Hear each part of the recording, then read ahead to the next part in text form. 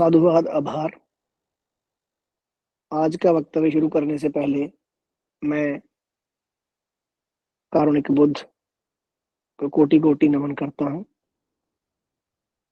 आधुनिक भारत में धम्म की क्रांति को पुनर्जीवित करने वाले हमारे बोधिसत्व बाबा साहेब डॉक्टर अम्बेडकर को मेरा कोटि कोटि नमन। हम सबको धम्म की राह दिखलाने वाले डॉक्टर कर्णहील राहुल जी को एवं भिक्षु संघ को मेरा सादर। सभी साथियों को नमो बुद्धाय, जय भीम। साथियों, जैसे कि मैंने पहले ही निवेदन किया था कि आज हमारे पास समय कम रहेगा और बात ज्यादा लंबी है टॉपिक को आज। अदरवाइज ये 2 लेक्चर्स का काम था, तो मैं आज कोशिश करूंगा कि जितना ज्यादा मैं इसको कवर कर पाऊँ। जो भी इसमें जो बातें हैं बहुत महत्वपूर्ण है। और उसको 2 लेक्चर्स में हमने जो समझा कि हम बुद्ध अथवा कार्ल मार्क्स पे जो चर्चा कर रहे हैं बाबा साहब की लिखित ये किताब से, तो इसमें हमने जो समझा है कि बुद्धिज्म जो है उसका जो मूल सिद्धांत है वो बंधुता, न्याय, स्वतंत्रता, जो हमारे संविधान का प्रियम्बल है जिसमें ये 4 शब्द है, ये वहीं से लिए गए हैं और यही उसका आधार है। और वो नैतिकता से पैदा हो, मनुष्य के श्रेष्ठ जीवन से पैदा हो और उससे ही एक श्रेष्ठ समाज और राष्ट्र का निर्माण हो। ऐसा जो संकल्पना है तथागत की या बाबा साहेब की या बुद्ध शासन जिसे हम कह सकते हैं, तो जो मार्क्सिज्म है उसका जो आधार है इक्वालिटी का जिसको कहते हैं, वो इकोनॉमिक है, आर्थिकता है। तो उसके लिए वो किसी प्रकार का भी जो वर्ग संघर्ष है, जो अमीर गरीब की लड़ाई है, जिसमें वो कहते हैं कि जो एक व्यक्ति की जो प्रॉपर्टी है उसका जो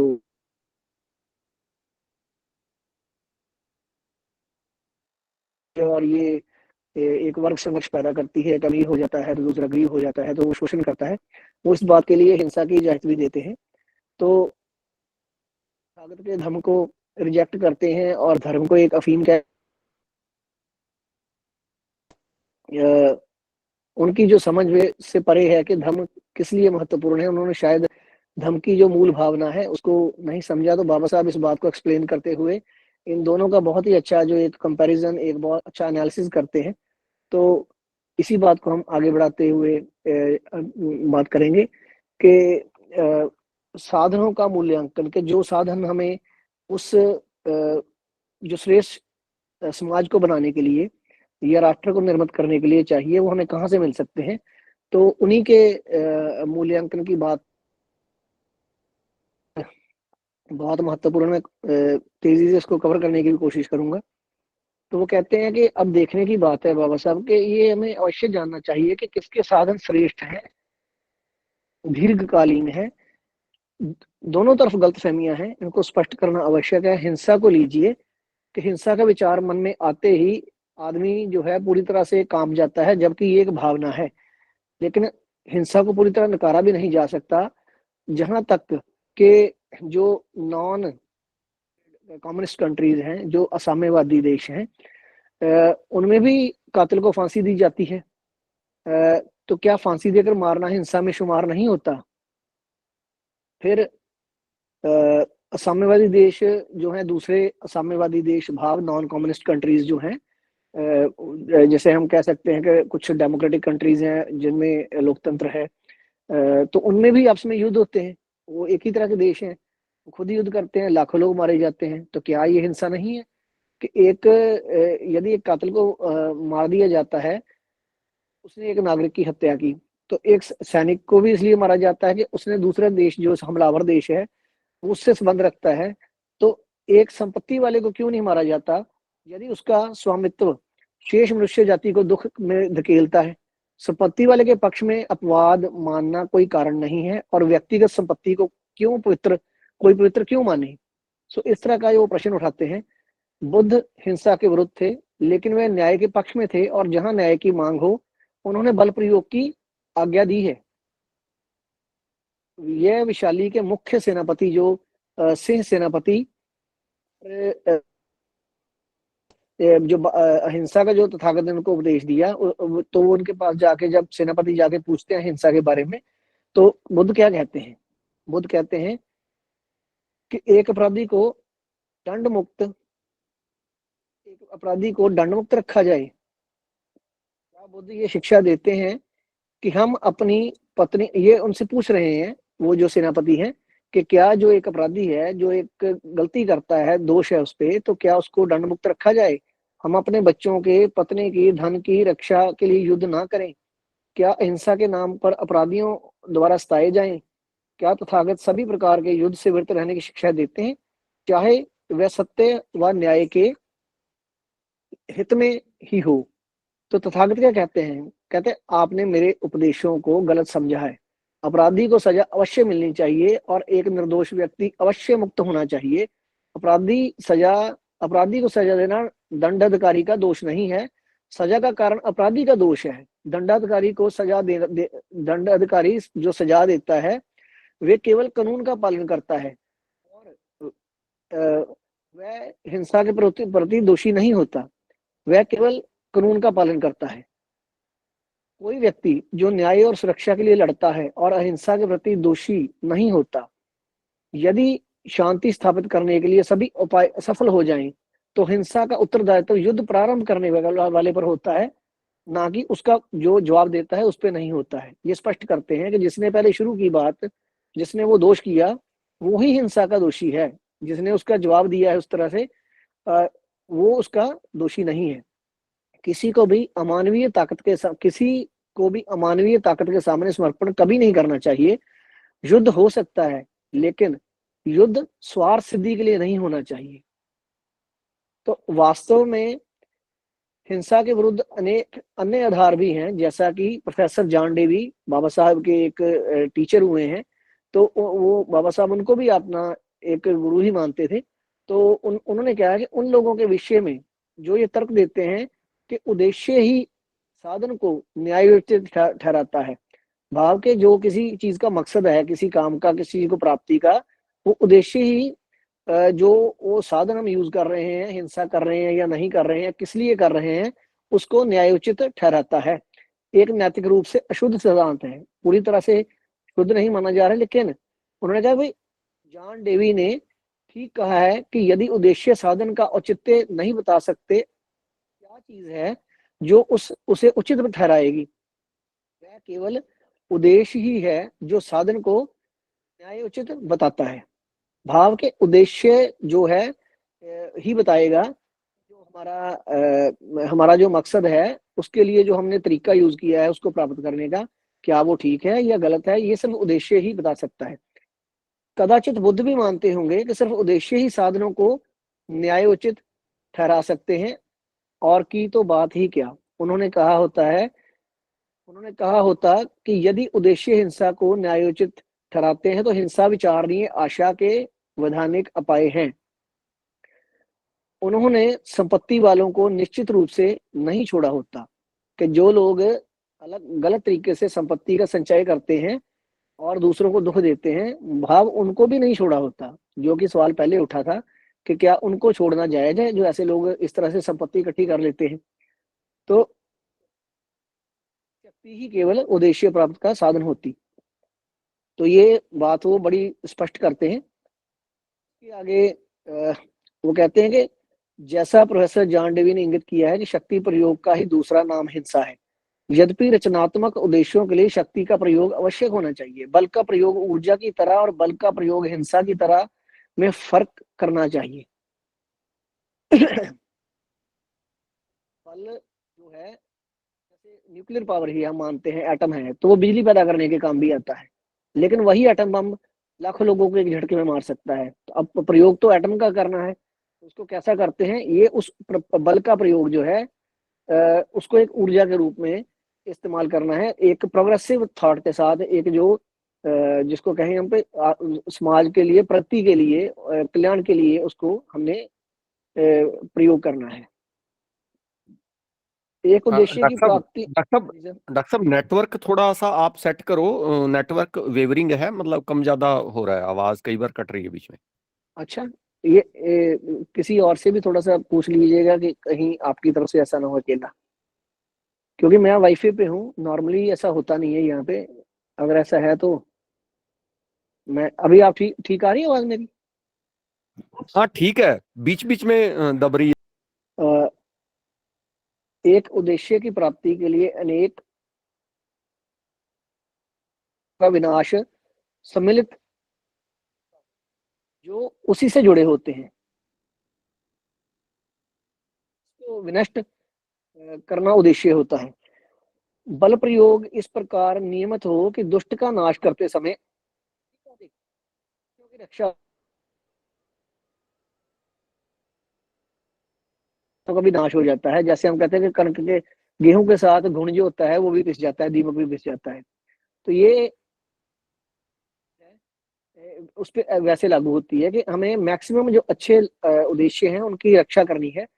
बुद्ध की हिंसा इतनी चरम और परम नहीं थी कि वो, जैसे जैन मत की कि अहिंसो परमा धर्मा कहते हैं उसमें, तो तथागत की जो अहिंसा थी वो बिल्कुल वैसी नहीं थी। तो बुद्ध ने बल को ऊर्जा के रूप में प्रयोग की,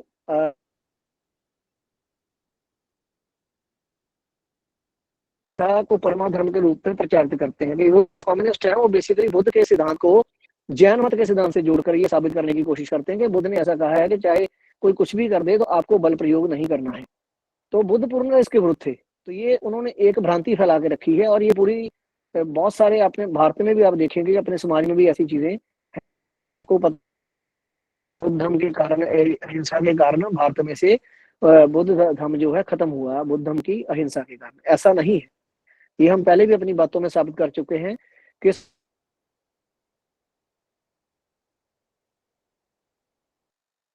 योग के बहुत बहुत राज स्थापित रहे हैं, और बहुत सारे ऐसे राजा हैं जिन्होंने सदियों सदियों राज किया है। जो कि हम जानते हैं कि तथागत से शुरू होकर आगे जाके कलिंग की लड़ाई के बाद जो चक्रवर्ती सम्राट अशोक से शुरू होती है बात, और फिर बहुत सारे राजा कनिष्क, मिलिंद ऐसे आते हैं, और वो ऐसा बहुत सारा राज चलते रहते हैं, 11 12 सदियां 13 सदियां तक, ईसा के बाद भी। तो तानाशाही के बारे में बुद्ध कुछ नहीं कहते। वह जनतंत्र में पैदा हुए थे और जनतंत्र तांत्रिक की तरह महापरिनिर्वाण प्राप्त किया। उनका जो सारा जीवन था, जो बचपन से लेके उनके महापरिनिर्वाण तक, वो एक जनतांत्रिक व्यवस्था का था। तो उनके समय में 16 राजशाही जैसे राजतंत्र थे, और 4 गणतंत्र थे, गणराज्य जिसे हम बोलते हैं। वह शाक्यों से संबंधित थे, और शाक्य लोगों का राज जो था वो गणतंत्र था। शैली को भी अत्यधिक प्यार करते थे, क्योंकि वो भी एक गणतंत्र था। तो अपने महानिर्वाण से पहले उन्होंने वर्षावास जो था विशाल, जब वो वर्षावास की पूर्णता के बाद ही उन्होंने विशाली छोड़ने और अन्य कहीं जाने का निश्चय किया।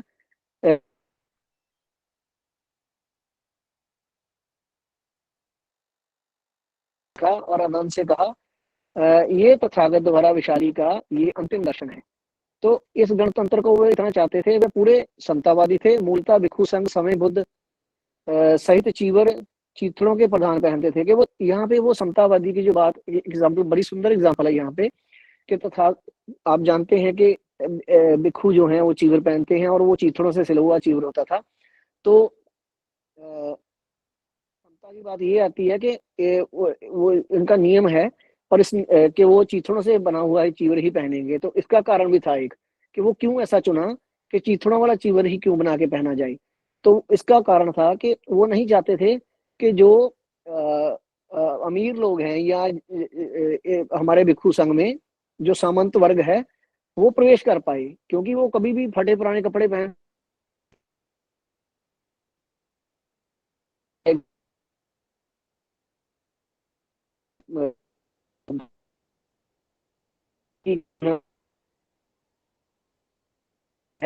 वो जो उसके जो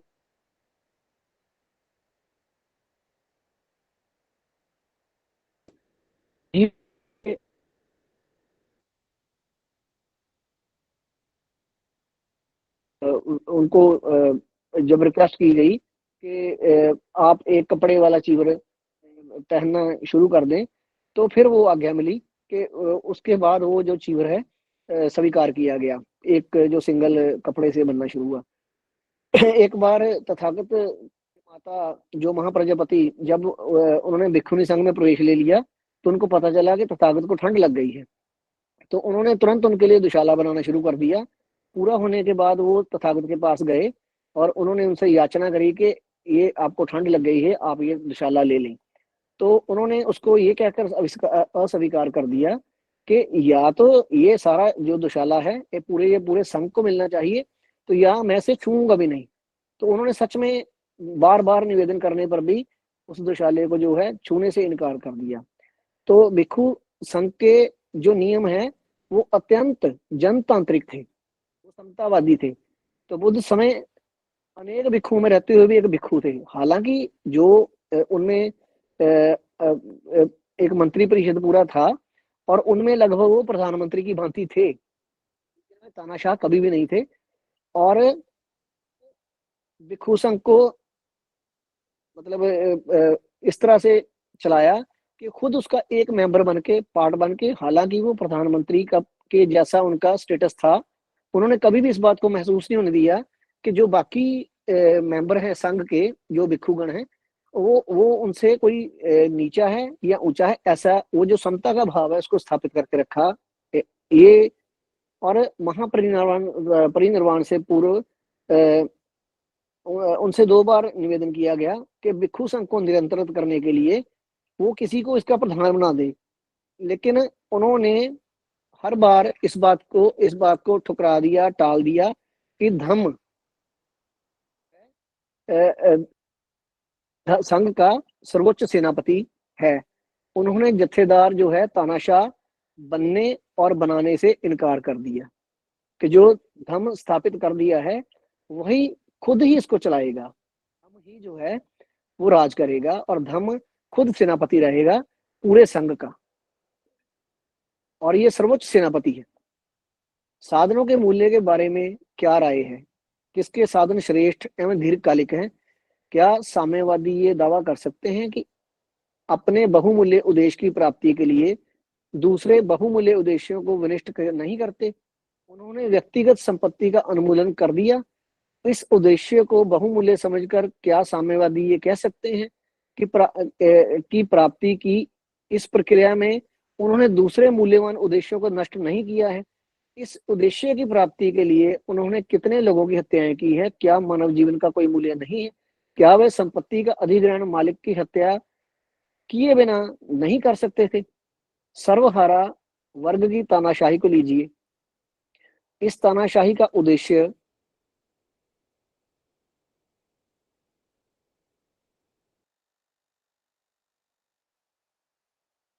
है कि इस उद्देश्य को प्राप्त करने के लिए उन्होंने दूसरे मूल्यवान उद्देश्यों को नष्ट नहीं किया।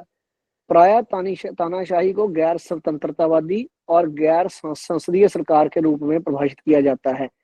कि अक्सर हम देखते हैं कि जब हम तानाशाही शब्द सुनते हैं, जब हम हिटलरशाही बात करते हैं, कहते हैं, सुनते हैं डिक्टेटरशिप की, तो हम सोचते हैं कि ये गैर स्वतंत्रतावादी है और ये गैर डेमोक्रेटिक, गैर संसदीय, उसमें पार्लियामेंट्री सिस्टम नहीं होता है, तो रूप में परिभाषित किया जाता है। दोनों ही अर्थ पूरी तरह से स्पष्ट नहीं है। स्वतंत्रता तो तब भी नहीं होती जब संसदीय सरकार व तानाशाही का अंतर्निहित हो। संसदीय सरकार में, जो संसदीय सरकार जैसे हमारा डेमोक्रेटिक कंट्री है, इसमें डेमोक्रेसी है, तो इसमें प्रत्येक नागरिक को हक होता है कि वह सरकार द्वारा स्वतंत्रता पर लगाए गए अंकुश की आलोचना करे। संसदीय सरकार में आपके अधिकार और कर्तव्य होते हैं, कानून का पालन कर्तव्य होता है और इसकी आलोचना करना आपका अधिकार होता है। तानाशाही में केवल इसका पालन करना कर्तव्य है, इसकी आलोचना करने का कोई अधिकार नहीं होता है। अब बाबा साहब कहते हैं कि आइए देखें कि बुद्ध और कार्ल मार्क्स से किसके साधन अधिक प्रभावकारी हैं।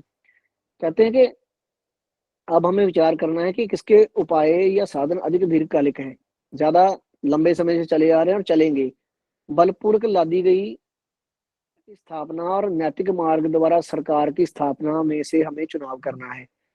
बर्क ने कहा है कि बल का उपाय दीर्घकाल का नहीं हो सकता, ज्यादा लंबे समय तक नहीं चलेगा बल से काम।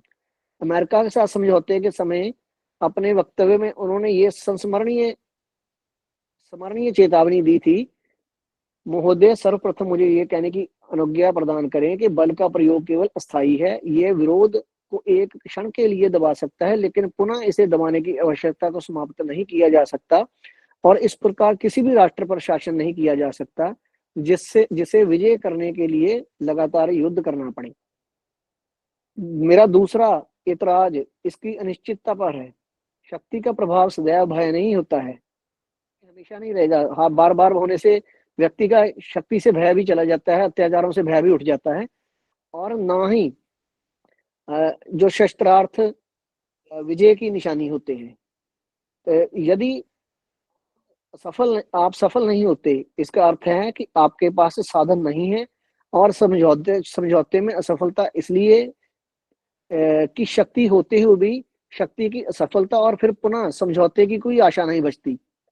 तो ये वैसे कहते हैं। बल के संबंध में अगला जो इतराज वो लगाते हैं वो ये है कि आप अपने प्रयत्नों से उद्देश्य की हानि करते हैं जिनसे इसकी रक्षा करना होता है। जिस चीज के लिए लड़े वही आपको मिली, लेकिन क्षतिग्रस्त सूखी सी कुड़ी बर्बाद और कला से जलकर नष्ट हुई। जैसे एक देश दूसरे देश पर आक्रमण कर देता है, अभी हमने यूक्रेन की एग्जांपल देखे, तो वहां क्या बचा, पूरी तबाही हो गई। अब आपने उसको प्राप्त कर भी लिया चीज को, तो उसको करने के बाद आपको किस अवस्था में मिलती है, ये बात वो यहाँ पे कहते हैं। तो भिक्षुओं को संबोधित करते हुए बुद्ध ने अपने उपदेश में बलपूर्वक शासन करने और सत्यनिष्ठा से शासन करने में भेद को दर्शाया। भिक्षु से उनको संबोधित करते हुए उन्होंने कहा कि भिक्षु पुराने समय में चारों दिशाओं पर विजय करने वाला, एक प्रजा की रक्षा करने वाला दृढ़नेमी नामक राजा धर्मनिष्ठा से राज्य करता था। उसके पास चक्र रत्न था।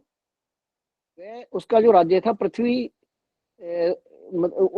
जो वह पर्यंत इस पृथ्वी को दंड और शस्त्र के बिना ही धर्म की और शांति से जीतकर राज्य करता था।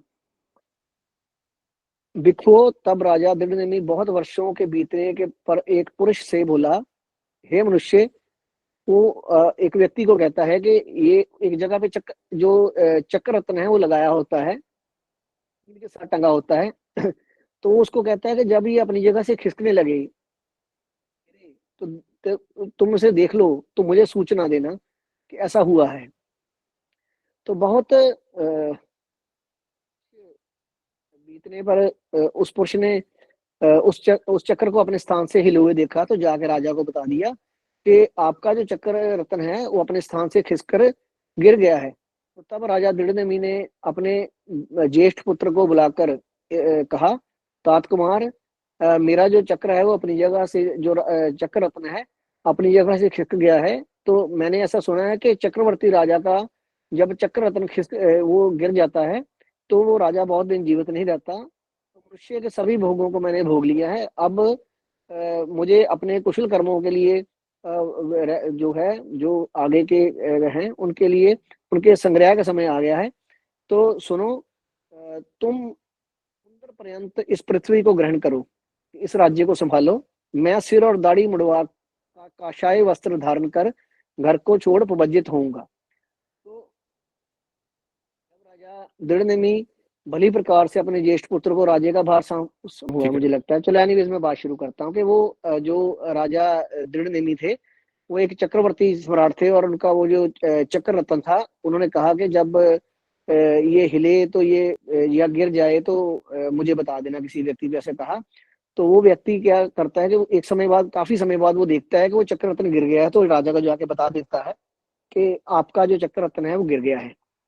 तो राजा अपने बड़े बेटे जो है तात कुमार को बुला के कहता है कि मैंने ऐसे सुना है कि जब ऐसे ये गिर जाता है तो व्यक्ति ज्यादा समय तक जीवित नहीं रहता है, तो अब मेरा समय आ गया है, मैंने सारे भोगों को भोग लिया है, तो मुझे अब अगले जो कुशल कर्मों के संचय के लिए मुझे पवज्जित होना है। तो वो पवज्जित होने के लिए अपने बेटे को कुछ समझाते हैं कि मैं अब तुम संभालो राज को, मेरे पूरे इस साम्राज्य को, और मैं निकलता हूँ। तो वो अपना अपना जो राज महल है उसको छोड़कर वो चले जाते हैं, उसका कार्यभार सारा सौंप देते हैं। तो वो एक भिक्षु का जीवन जीने के लिए वहां से चले जाते हैं, और उनके जाने के 7 दिन बाद वो जो वहां से गिरा था चक्र रत्न, वो बिल्कुल वहां से गायब हो जाता है, वो लुप्त हो जाता है। तो पुरुष जो राजा के पास गया और वो जाके उनको बताता है कि हे राजा, राजन, ये जो चक्र रत्न है वहां से गायब हो गया है, और राजा वह राजा चक्ररत्न के गायब हो जाने से बड़ा खेद और असंतोष अनुभव करने लगा जो उनका बेटा था। तो वह जहाँ पिता थे वहां गया, और वहां जाकर अपने पिता से बोलता है कि महाराज, ज्ञात हो कि चक्ररत्न जो है वो विलुप्त हो गया है। तो अ, ऐसा कहने पर पिता ने अपने पुत्र राजा से कहा, तात, चक्र रत्न के विलुप्त हो जाने से तुम खेद और असंतोष मत करो। ये जो चक्र रत्न है तुम्हारा, ये कोई पैतृक दायाद नहीं था। ये कोई, जैसे जद्दी पुश्ती हम कहते हैं कि ये वो वाली प्रॉपर्टी नहीं थी। तुम चक्रवर्ती व्रत का पालन करो। ऐसी बात है कि तुम श्रेष्ठ चक्रवर्ती व्रत का पालन करोगे तो उपोस्त की पूर्णिमा के दिन सिर से स्नान कर, उपोस्त कर, जब तुम महल के सबसे ऊपर वाले तले पर जाओगे तो तुम्हारे सामने सहस्त्र आरों से युक्त अभी के साथ प्रकार से परिपूर्ण चक्र रत्न प्रकट होगा। कि ये एक थोड़ी सी जो कहानी है इस तरह से जो एक हाइपोथेटिकल लगती है, लेकिन ये महत्वपूर्ण है बताने में कि इसका जो सार है बेसिकली वो ये है कि हमें जो कुछ भी अपना जो चक्रवर्ती बनने के लिए या कुशल कर्मों का संचय करने से हर चीज में प्रगति होती है, इसका बेस ये है। तो वो क्या करते हैं कि वो कहता है कि जब जो उपोस्त पूर्णिमा होगी तो तुम्हें अपने महल के जो सबसे ऊपर वाला फ्लोर है जो वहां पे चले जाना है। तो ये इस तरह का 1000 भुजाओं वाला जो चक्र रत्न है वो वहां पे प्रकट होगा। तो वो पूछता है कि ये चक्रवर्ती व्रत क्या है। वो कहते हैं, प्रिय पुत्र, तुम आश्रितों में, जो तुम पे डिपेंडेंट है लोग, तुम्हारी प्रजा है, सेना में, अनुगामियों, विद्वानों, गृहपतियों, नियम व जनपद के जो तुम्हारे वहां पे जितने भी लोग जिले के इंचार्ज हैं, निगम के पद रखते हैं, सुविज्ञ विद्वानों में, मृग और पक्षियों में धम के लिए धम का सत्कार करते, सम्मान करते, श्रद्धा भाव रखते, धम ध्वज को, धम केतु, धम अधिपति को, सभी धार्मिक बातों की रक्षा के लिए विधान करो। कि एक तरह से उन्होंने सुशासन और धर्म की सेवा के लिए उनको बताते हैं कि आपको ये करना है। तात तुम्हारे राज्य में कहीं भी अधम ना होने पाए। तात जो तुम्हारे राज्य में निर्धन है उन्हें धन दो। जो तुम्हारे राज्य में श्रमण विद्वान मध्य प्रमाद से व्यर्थ हो, शांति संयम के अभ्यास में लगे हों, केवल शासन निर्वाचन भाव के अपने निर्णय लेते हैं, जो खुद अपना शासन, जैसे कि जो बुद्ध शासन है उसमें यकीन रखते हैं, उनके पास समय समय पर जाकर पूछना है, बनते क्या क्या भलाई है, क्या बुराई है, क्या दोष है, उनसे उपदेश लेना है। क्या निर्दोष है, क्या सेवनीय है, भाव खाने योग्य है, क्या असेवनीय है, क्या करने में मेरा भविष्य हित और दुख के लिए होगा, क्या करने से मेरा भविष्य हित और सुख के लिए होगा। उन्हें कहे हुए जो बुराई है उसका त्याग करो और जो भलाई है उसको ग्रहण करो, करके उसका पालन करो। तात यही चक्रवर्ती व्रत है। इतना सुंदर यहाँ पे सारा समझाया है कि ये एक राजा के जीवन में भी जितना कीमती है उतना ही एक गृहस्थ के जीवन में भी कीमती है, कि उसको भी ऐसा जीवन जीना है। ये बहुत अच्छा कहकर वो अपने वहां से उनसे विदा लेते हैं, और वो इस श्रेष्ठ चक्रवर्ती व्रत का पालन करने लगता है। उपोस्त की पूर्णिमा के दिन उसके सामने वही शस्त्र आरोह वाला चक्ररत्न प्रकट हुआ। देखकर राजा के मन में ये आया कि मैंने ऐसे सुना है कि जिस महल के ऊपर के तल पर स्थित राजा के सामने चक्ररत्न प्रकट होता है, वह चक्रवर्ती राजा होता है। मैं भी चक्रवर्ती राजा हूंगा। तो भिक्षुओं ने आसन से उठ चादर को अपने कंधे पर रख के, मतलब उनको बाएं हाथ से हाथ में सुराही जैसा एक पानी वाला एक पात्र पकड़कर दाहिने हाथ से चक्ररत्न का अभिषेक किया। आप चक्ररत्न प्रवृत्त हो, आप चक्ररत्न विजय करें, ऐसा आशीष उनको मिलती है।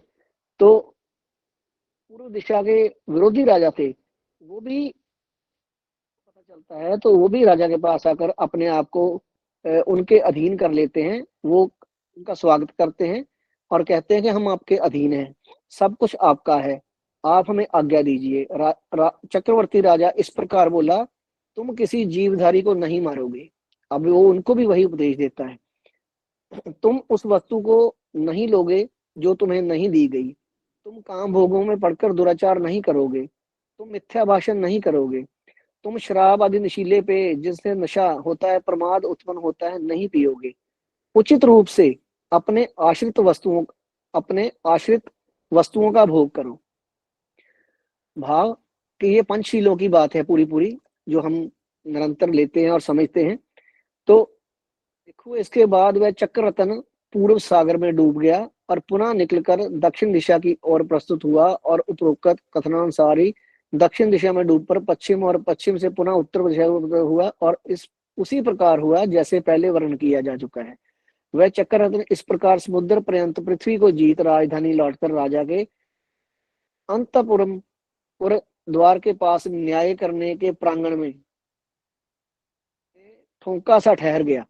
उस चक्रवर्ती राजा का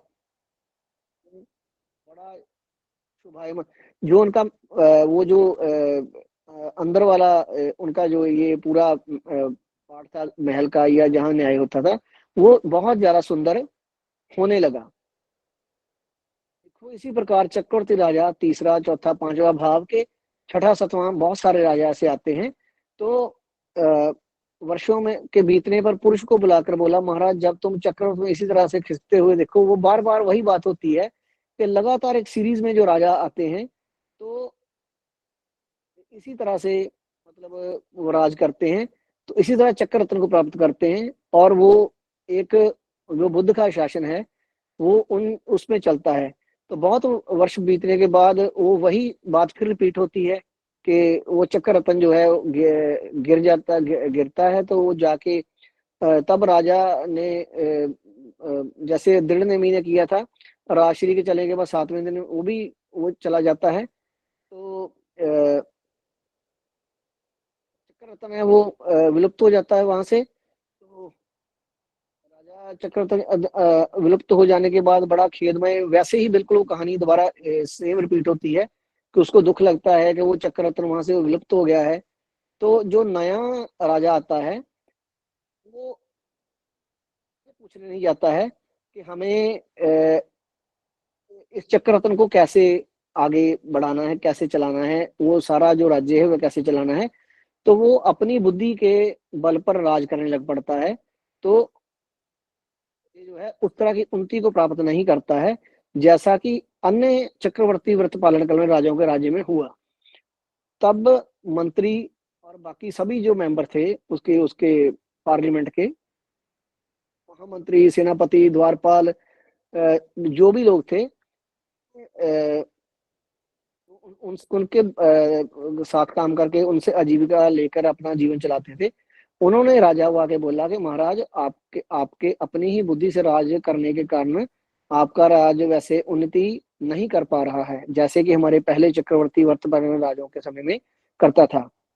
तो हमारे आपके राज्य में अमात्य, कोषाध्यक्ष, सुरक्षाकर्मी, देखभाल, विद्या बाल से जीविका चलाने वाले तथा हम सब अन्य जो लोग हैं चक्रवर्ती व्रत धारण करें, हम सभी लोग दोबारा वो चक्रवर्ती व्रत धारण करें। और हम लोगों से श्रेष्ठ चक्रवर्ती व्रत पूछें। तो वो कहते हैं कि आप हमसे पूछ सकते हैं, आपके श्रेष्ठ चक्रवर्ती व्रत पूछने पर हम आपको बताएंगे।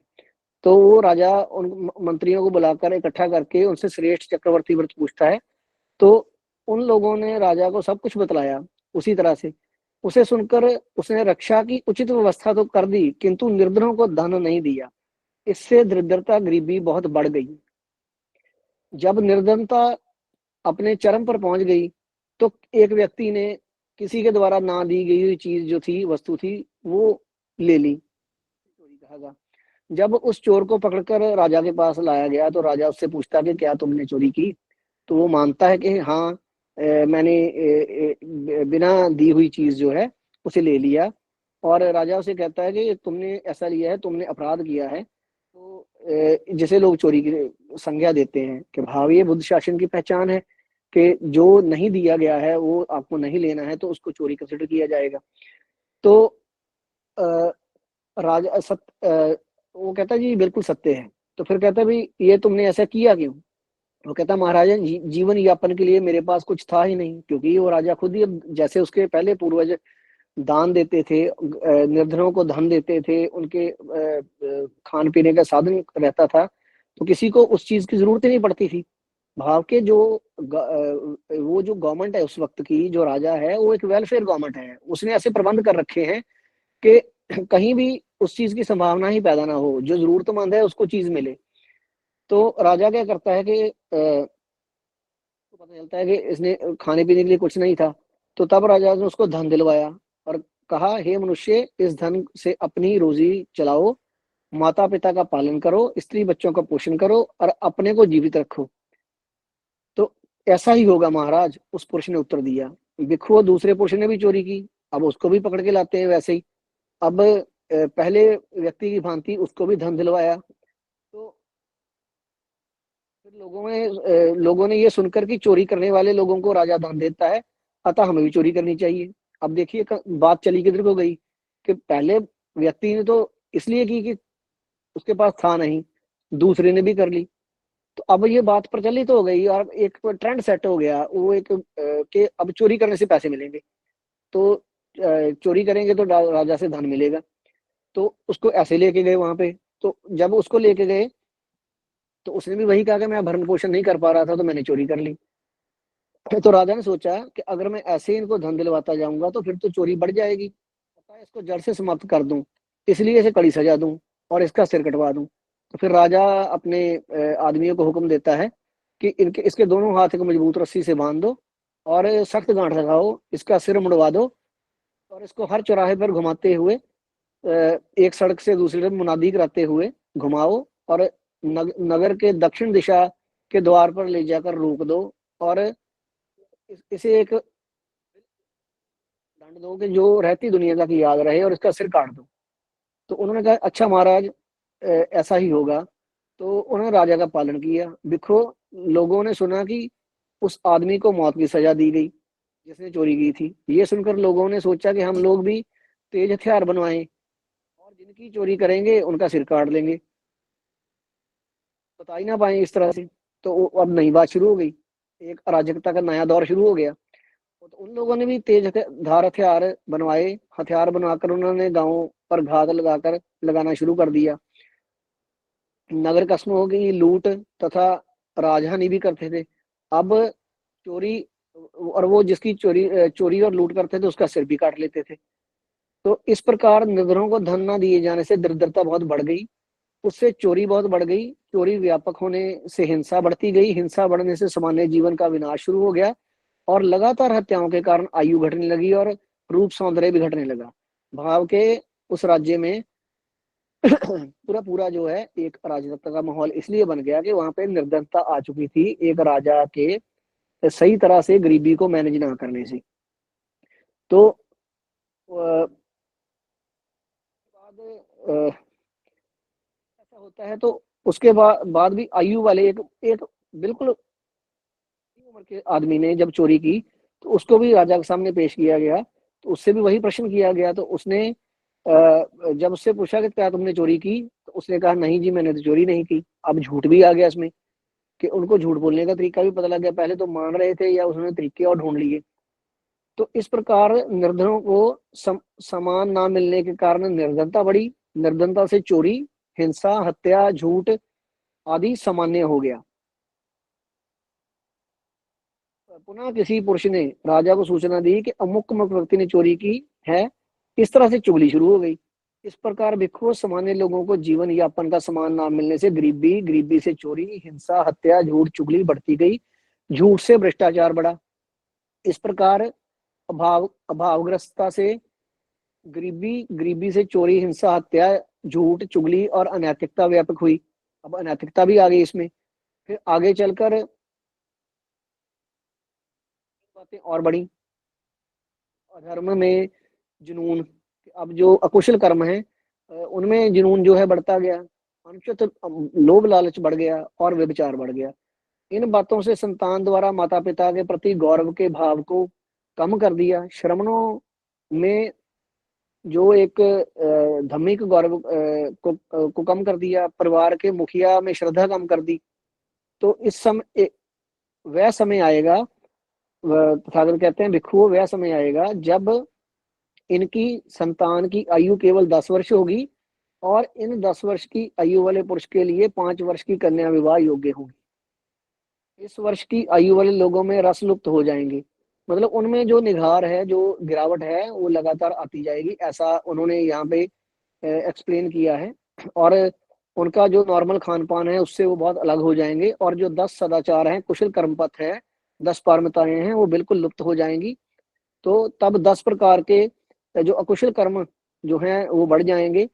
इन लोगों में कुछ कुशल और नैतिक, इन लोगों में कुछ कुशल और नैतिक जैसा शब्द नहीं रह जाएगा। और फिर कुशल कर्म करने वाला कहाँ होगा? इन उन लोगों में जैसे जानवरों में भेड़, बकरी, मुर्गा, सुअर, कुत्ता, सियार के भांति माँ का, मौसी का, मामी का, गुरु पत्नी का या अन्य लोगों की स्त्रियों का कुछ विचार ना रहेगा, सम्मान ना रहेगा, मतलब ये है यहाँ पे। तो बिल्कुल अनर्थ हो जाएगा। फिर पूरा सिस्टम जो है वो जो एक बौद्ध शासन है वो चरमरा जाएगा। इन लोगों के में एक दूसरे के प्रति बड़ा तीव्र क्रोध, तीव्र प्रतिहिंसा, तीव्र दुर्भावना और तीव्र हत्या भावना उत्पन्न होंगे। माता को पुत्र के प्रति, पुत्र को माता के प्रति, इस तरह से सभी रिश्तों में आपस में जो है बहुत तीव्र क्रोध होगा। जैसे शिकारी को मृग को देखकर क्रोध आता है, वैसे ही ये परस्पर तीव्र ऐसा क्रोध होगा। ये उस समय की शायद सबसे जो एक भयंकर तस्वीर या इसको कहा जा सकता है, जब नैतिक बल असफल हो जाएगा और क्रूर शक्तियां जो हैं उनका स्थान ले लेती हैं।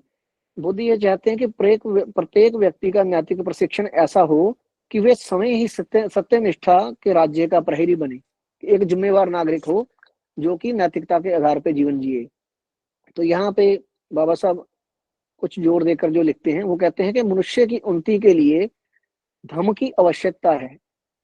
मैं ये अच्छी तरह से जानता हूं कि कार्ल मार्क्स के सिद्धांतों में ऐसा मत, ऐसा एक नया मत निकला है।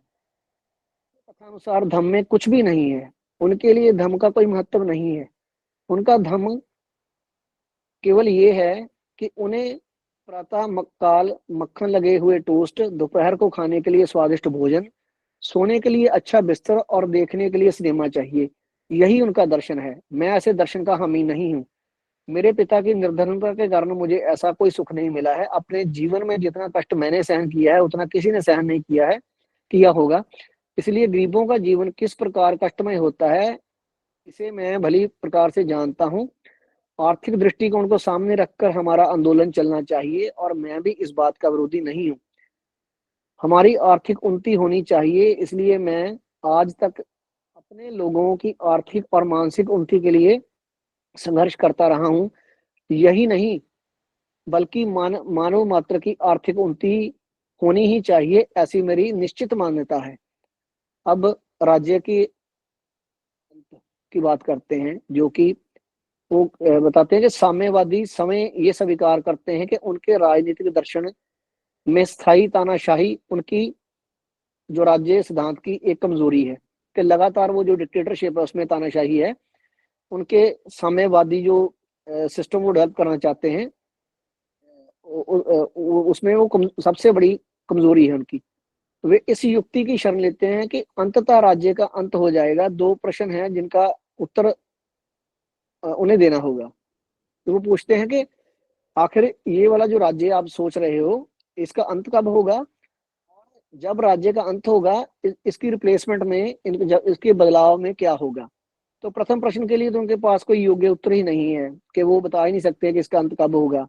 तो जनतंत्र को सुरक्षित बनाने के लिए थोड़े समय के लिए तानाशाही अच्छी और स्वागत योग्य हो सकती है। जब तानाशाही का काम समाप्त हो जाए, तब जनतंत्र की राह में सभी रोड़े और रुकावटें हटा दें और जनतंत्र का रास्ता सुरक्षित हो जाए, तो तानाशाही को क्यों ना समाप्त कर दिया जाए। जैसे चक्रवर्ती सम्राट अशोक की सबसे बड़ी मिसाल है कि कलिंग के युद्ध के बाद उन्होंने जो है हिंसा का प्रयोग बिल्कुल बंद कर दिया था। और उसके बाद जो यदि हमारे आधुनिक विजेता केवल अपने शिकार जो विरोधी हैं ही नहीं, बल्कि अपने को भी निशस्त्र कर लें, जैसे उन्होंने अपने हथियार फेंक, तो जो जिनको जीता था उन्होंने भी हथियार फेंक दिए, तो सारे संसार में शांति हो जाए। साम्यवादियों उत्तर नहीं दिया, किसी भी कीमत पर इस प्रश्न का उत्तर उनके पास नहीं है कि राज्य के अंत हो जाने पर इसका स्थान कौन लेगा। यद्यपि यह प्रश्न महत्वपूर्ण है कि राज्य का अंत कब होगा, क्या अराजकता इसकी उत्तराधिकारनी होगी। यदि ऐसा हो तो साम्यवादी राज्य की रचना अर्थहीन, यानी कि ये सारा प्रयत्न जो कर रहे हैं, अगर ऐसा है कि एक अराजकता एंड में पैदा होगी और इसका उनको समय नहीं पता है कि ये कितने समय में होगा, कब तक चलेगा, तो ये सारा का सारा प्रयास जो है अर्थहीन है। यदि इससे जो जोड़े रखने की शक्ति भाव हिंसा को हटा लिया जाए, क्योंकि यदि हिंसा की ये कायम नहीं रह सकती, और यदि इसकी परिणति ही है, ऐसे साम्यवादी राज का फायदा क्या है। हिंसा को हटा लेने पर जो चीज कायम रख सकती है वह है धम। अब बाबा साहब उनको सुझाव देते हैं कि ये जो आप फार्मूला अपना डिजाइन करके लाए हो, ये किसी काम का नहीं है। वास्तव में धम जो है इसकी रिप्लेसमेंट है, कि धम ही एक अल्टीमेट थिंग है, एक चीज है जो इसको पूरी तरह से कामयाब कर सकती है, कायम करके रख सकती है। लेकिन साम्यवादी की दृष्टि में धम एक अभिशाप है। उनमें धम के प्रति घृणा इतनी गहरी बैठी है कि वे इतना भी भेद नहीं करते कि कौन सा धम उनके लिए सहायक है और कौन सा नहीं। साम्यवादी जांच करने की प्रतीक्षा किए बिना ही ईसाई मत के प्रति नफरत को बुद्ध धम तक खींच लाए हैं, कि जो उनकी नफरत ईसाइयत के प्रति थी, वो उसको सेम धर्म के प्रति नफरत को बुद्ध धर्म के प्रति भी खींच लाए हैं, वो उसको भी शामिल कर लिया है, बिना सोचे समझे विचारे, बिना प्रश्न किए और बिना अपनी तर्क की कसौटी भी उसको परखे हुए। ईसाई मत के विरुद्ध साम्यवादी का जो इल्जाम है वो दो धारी था। ईसाई मत के प्रति पहला इल्जाम तो वो ये लगाते थे कि ईसाई ईसाई मत के लोगों को प्रलोक के स्वप्न दिखाए और इस लोक में उन्हें गरीबी में भुगतने को छोड़ दिया। अब हम जब देखें तो जितने भी नॉर्मली धर्म है वो सभी गरीबी को उसका महिमा मंडन करते हैं, और जितने भी हम ईश्वरवादी डेरे या ऐसा देखते हैं वो भी बहुत कुछ ऐसा कहते हैं कि जो हमारा जो गुरु है वो गरीबों का मित्र है, इस तरह से है। तो बहुत सारे ऐसे उनके गीत भी हैं, आप सुने होंगे आपने। भाव को गरीबी का महिमा मंडन करते हैं, जबकि धम्म में ऐसा कुछ भी नहीं है। तो वो कहते हैं कि उनको उन्होंने प्रलोक में तो उनको बोला कि आपको सब कुछ मिलेगा, वहां के स्वप्न दिखा दिए कि वहां पे जीवन बहुत सुखमय होगा। लेकिन इस दुनिया में तो उनको उन्होंने गरीबी भुगतने के लिए छोड़ दिया। तो इस पुस्तिका के पहले भाग में जिसकी हम बात कर रहे हैं, जो पढ़ रहे हैं, बुद्ध धम्म के उदाहरणों में ये देखा जा सकता है कि इस प्रकार का जो इल्जाम है बुद्ध धम्म पर नहीं लगाया जा सकता, क्योंकि तथागत स्पष्ट कहते हैं कि गरीबी जो है वो ठीक चीज नहीं है, वो उसको उसके वो सपोर्टर नहीं है।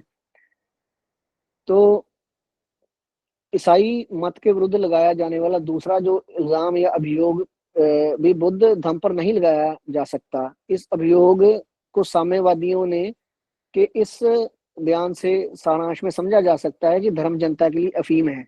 उसका आधार बाइबल में पाई जाने वाली पहाड़ी पर उपदेश है। पहाड़ी पर के उपदेश निर्धनता और कमजोरी को मजबूत बनाते हैं। ये गरीब और कमजोरों को स्वर्ग में स्थान दिलाने का वादा करते हैं। बुद्ध की शिक्षाओं में पहाड़ी का उपदेश जैसा कुछ भी नहीं पाया जाता। उनकी शिक्षा धन कमाने की है। मैं इस विषय पर अनाथ पिंडक, जो बुद्ध के एक शिष्य को दिए गए उपदेश का वर्णन करता हूँ। एक बार पिंडक जहाँ तथागत ठहरे हुए थे वहां पे आए, उनको परिक्रमा अभिवादन करके एक बार बैठ गए, तो वो उनसे प्रश्न करते हैं कि कौन सी वस्तुएं गृहस्थ के लिए स्वागत योग्य हैं, सुख सुख देने वाली हैं, मानने योग्य हैं, लेकिन जो कठिनाई से प्राप्त होने वाली हैं। तो तथागत उनको कहते हैं कि सबसे पहला सम्यक आजीविका जो है, जो कि कानूनी रूप से उचित माध्यम से धन कमाना, किसी तरह की भी चोरी बेईमानी करे बिना। दूसरा ये देखना है कि आपके संबंधी भी कानूनी ढंग से ही धन कमाते हैं। और तीसरा, स्वतंत्र रहना और चिरायु को प्राप्त करना। एक सच्चे गृहस्थ के लिए चारों चीजों का प्राप्त करना स्वागत योग्य, सुखकारी है, मानने योग्य है, किंतु मुश्किल से प्राप्त होने वाली है। इनके लिए चार स्थितियां पूर्व निर्धारित हैं, और वो हैं श्रद्धा, सदाचार, उदारता और प्रज्ञा।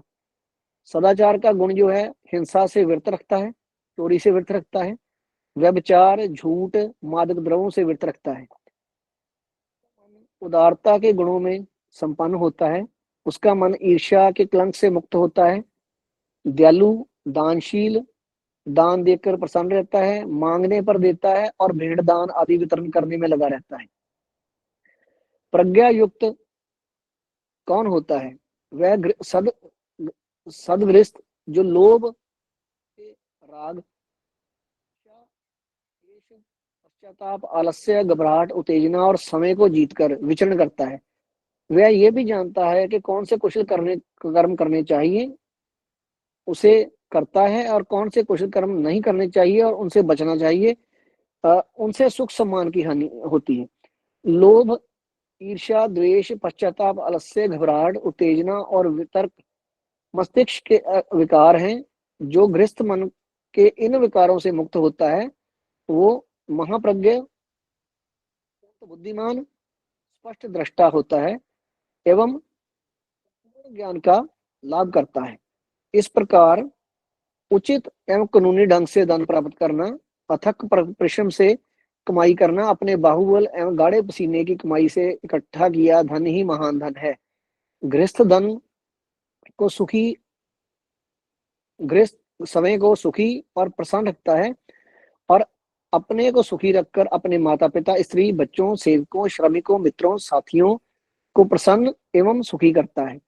रूसी इस बात पर ध्यान देते नजर नहीं आते कि शक्ति को हटा लेने पर बुद्ध धम्म साम्यवाद को कायम रखने के लिए उसका बदल जो है सहायक हो सकता है, उसकी जगह पे आ सकता है। रूसियों को अपने साम्यवाद पर गर्व है, लेकिन वे भूल जाते हैं कि जहां तक भिक्षु संघ का संबंध है, वह आश्चर्यों का आश्चर्य है, क्योंकि उनका जो त्याग है या उनका जो डिसिप्लिन है, विनय है, वो उनसे कहीं ज्यादा आगे का है।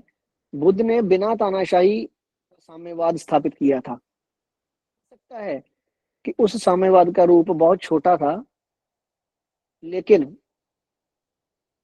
बगैर तानाशाही का साम्यवाद था। चमत्कार जिसे करने में लेनिन भी असफल रहे। बुद्ध की प्रणाली भिन्न थी।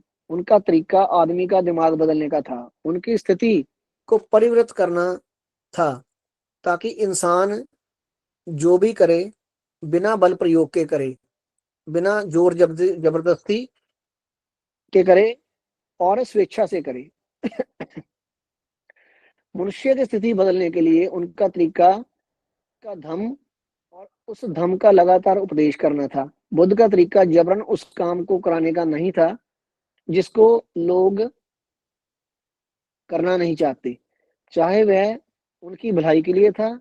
उनका तरीका इंसानों की मनोस्थिति बदलने का था, जिससे वे उस काम को स्वेच्छा से करें जो वे अन्यथा नहीं करना चाहते।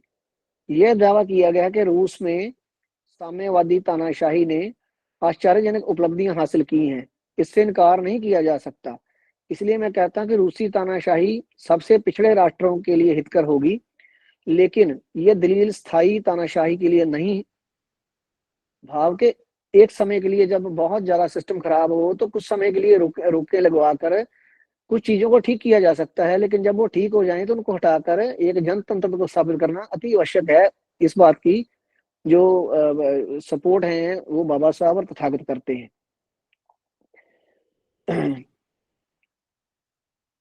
मानवता केवल आर्थिक मूल्यों को ही नहीं चाहती है, बल्कि वे आध्यात्मिक मूल्यों को भी बनाए रखना चाहती है। स्थायी तानाशाही ने आध्यात्मिक मूल्यों की ओर कोई ध्यान नहीं दिया है और ना ही ऐसा कोई इरादा मालूम पड़ता है। कार्लाइल राजनीतिक अर्थव्यवस्था को सूकर दर्शन कहा है। वास्तव में कार्लाइल ने गलत कहा है, क्योंकि मनुष्य भौतिक सुख भी चाहता है, लेकिन साम्यवादी दर्शन भी उतना ही गलत है, क्योंकि उनके दर्शन का उद्देश्य सूरों को मोटा करना लगता है, जैसे मनुष्य सूरों से बेहतर नहीं होते। मानव का विकास भौतिक भौतिक और आध्यात्मिक दोनों ही तरह से होना चाहिए। समाज फ्रांस की क्रांति के संक्षिप्त 3 शब्द, जो भाईचारा, स्वतंत्रता तथा समानता पर नई नींव रखने के उद्देश्य लेकर चलता रहे। फ्रांस की क्रांति का स्वागत इन्हीं 3 नारों के कारण हुआ था। ये समता लाने में असफल रहा। हम रूसी क्रांति का स्वागत करते हैं, क्योंकि समता स्थापित करना उसका उद्देश्य है, लेकिन इस पर अधिक जोर देकर नहीं कहा जा सकता कि समता उत्पन्न करने के लिए समाज जो भ्रातृभाव या स्वतंत्रता की आहुति देने को तैयार हो सकता है। भ्रातृत्व भावना और स्वतंत्रता के बिना समता का कोई मूल्य नहीं रह जाता। यहाँ पे बाबा साहब कितनी सुंदर बात कह रहे हैं कि फ्रांस जो है वो भाईचारा, स्वतंत्रता तथा समानता के 3 नारों पे आया है, लेकिन उसमें समता की बात नहीं है। और ये इधर रूस जो है समता की बात कर रहा है और उसका उद्देश्य समता स्थापित करना है, लेकिन उसके लिए समाज का जो बाकी 3 चीजें हैं समाज में, जो भाईचारा है और स्वतंत्रता है, उसकी आहुति जब हिटलरशाही आएगी, डिक्टेटरशिप आएगी, तो उसमें स्वतंत्रता कहाँ रह जाएगी। तो उसकी आहुति देने के लिए वो तैयार है। तो उसको कहते हैं हम इस बात पे सहमत जैसे नहीं है। तो भाईचारे की भावना और स्वतंत्रता के बिना समता का कोई मूल्य नहीं होगा। ऐसा लगता है कि यदि केवल बुद्ध के मार्ग का अनुसरण किया जाए तो इन तीनों का सह अस्तित्व रह सकता है। साम्यवाद इन तीनों में से एक की स्थापना कर सकता है, इन सब की नहीं। लेकिन जो बाबा साहब ने 3 महत्वपूर्ण ये कहे बिंदु जो बात कही है, उनके लिए केवल और केवल जो धम्म ही सबसे योग्य जो एक साधन है, बदलाव है या अंतिम रास्ता है। यहाँ पे आके बाबा साहब इस बात को अपनी को खत्म करते हैं। तो यहाँ पे जो आज की जो मेरा विषय है, आज बुद्ध अथवा कार्ल मार्क्स, यहाँ पे ये समाप्त होता है। तो समय भी काफी हो गया है मुझे लगता है, और आप सभी ने मेरी बात को सुना, मुझे समय दिया, इसके लिए मैं बहुत अनुग्रहित हूँ। बीआरसी का, धम्मभूमि का परम श्रद्धेय भंते जी को सादर नमामि, भिक्षु संघ को सादर नमामि, सभी साथियों को नमो बुद्धाय, जय भीम। बहुत बहुत साधुवाद, आभार।